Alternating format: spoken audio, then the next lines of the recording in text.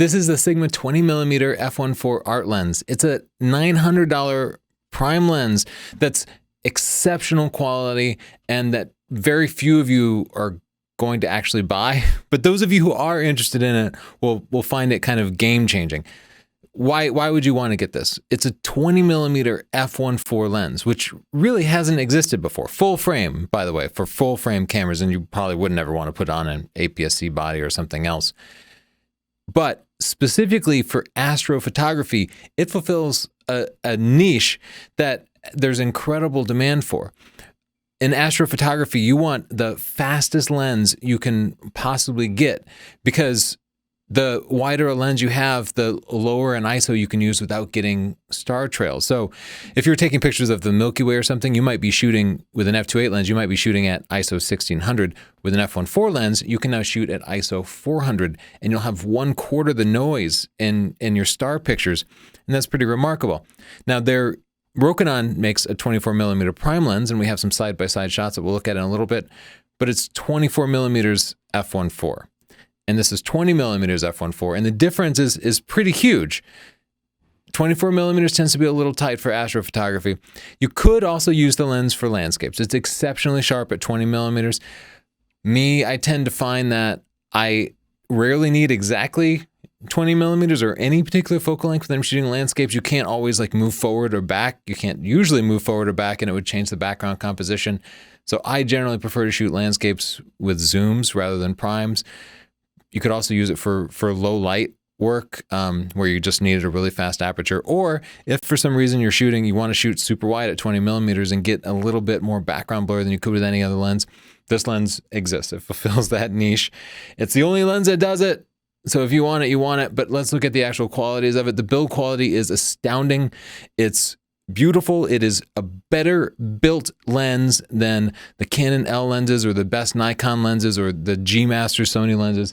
It feels and looks absolutely fantastic. That front element is just huge and necessitates this special lens cap, which you will actually want to use because it actually protrudes like that. Anyway, astounding build quality. The focus ring feels absolutely perfect, which is important for things like astrophotography. The sharpness and contrast is best in class. I compared it to several different lenses. This is a side-by-side comparison with the Canon 16-35, both of them at 20mm. You can see the Canon lens here on the right and the Sigma on the left.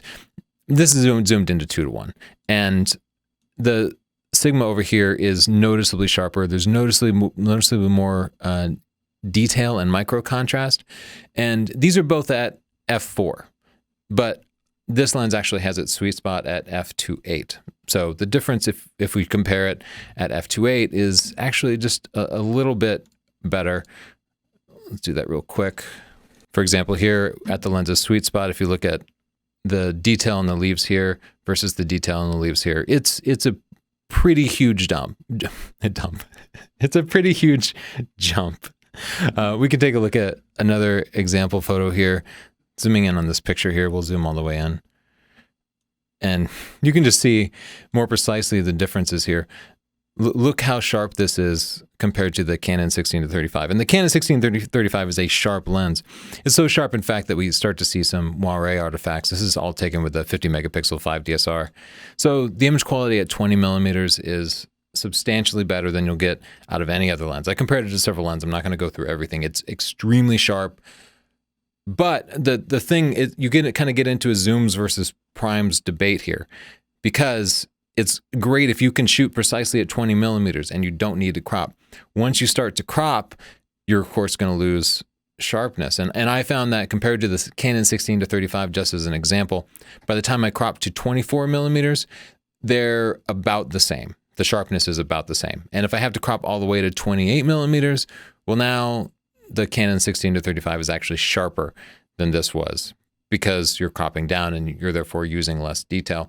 So when you can actually shoot at 20mm, if you know your shooting style and you know that you can work within that focal length, then it's as sharp as you can possibly get. And of course, anytime when you needed to shoot at faster than f2.8, there's no lens out there that's going to give you faster than f2.8 at 20mm. Let's look at a couple of star photos so we can look at the coma. That's this kind of weird artifact that you'll see in the corners of star photos. Right now we're looking at photos that I took of the stars with the Sigma over here on the left and the Rokinon 24mm on the right. I'll zoom back here just so we can see the overall photo. Now the focal lengths are different here, so things are a little bit different. But you can see there is coma. These are particularly bright stars in the corner, and that's what it looks like on the Sigma lens over here.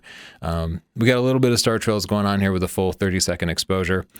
As we look at the Rokinon, the coma, the Rokinon is known for being a good lens for astrophotography, and the coma really is pretty good.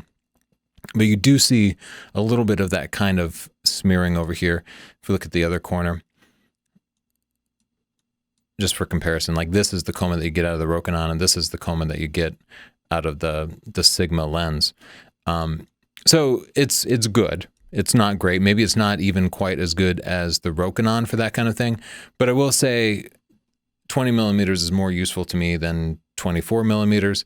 And if you were to crop down to 24mm, well, now you're looking at maybe this part of the scene versus this part of the scene. You can see the Sigma is actually, it looks pretty good. Sorry, the brightnesses on these two images are a little bit different. The Rokinon, even at f1.4, the Rokinon didn't seem as fast. So I think the T-stops on the Sigma lens are better than the T-stops on the Rokinon. So they're both f1.4, but the Rokinon is gathering less light. The Sigma is gathering more light. So your final result will be cleaner images if you take them with the Sigma. Vignetting is going to be serious. You could just guess that vignetting was going to be a serious problem because you're shooting with something at f1.4 with a super wide angle lens. So take a look at this picture, for example. This is at f1.4, and just notice the corners of the picture here. Now I'll jump up to f2 and then f2.8. And as we go through here, f1.4, f2, f2.8, you can see the corners here change really drastically as I start to shut down the aperture.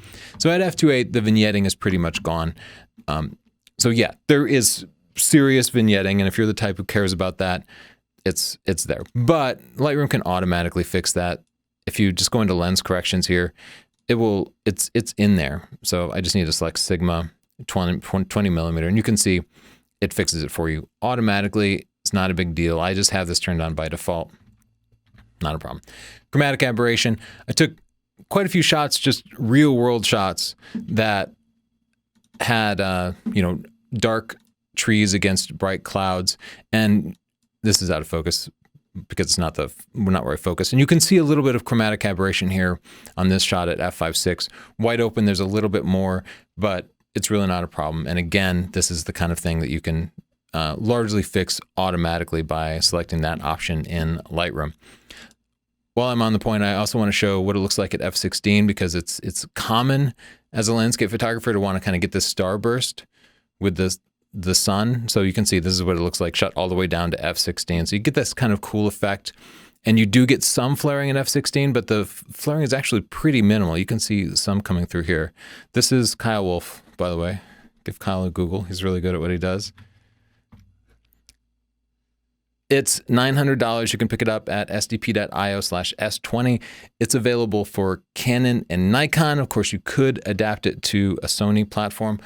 Unfortunately, they're not yet making it for the Pentax platform. I wish they would, because it would be perfect on Pentax because you could put it on that K1 and get a stabilized sensor. And that's one thing that is missing is any sort of image stabilization. It would be an awesome handheld low light lens if it had the image stabilization. But of course, putting in those extra optics would compromise the image quality a little bit. So it's a huge recommend for me, for anybody who knows they shoot landscapes and wants to use primes and wants the sharpest image quality, or especially people interested in astrophotography who want to go a little bit wider than a 24mm f1.4 lens. Give me a like, please. Subscribe to see more free videos. Share it with your friends. And of course, we have books. Stunning Digital Photography teaches you actual photographic techniques that makes way more of a difference than getting different lenses. I have books on Lightroom and Photoshop if you're interested in post-processing, and my photography buying guide teaches you all sorts of stuff like what coma is. and chromatic aberration and moire and all of that. If you're interested, you can pick up any of them at Amazon or visit sdp.io/store. They all include over 12 hours of video in the book. So you can read or you can watch videos, or you can do a little both. Lots of reviews at Amazon, and the ebooks start at $10. Paperback books are $20 or $25. Thanks. Bye.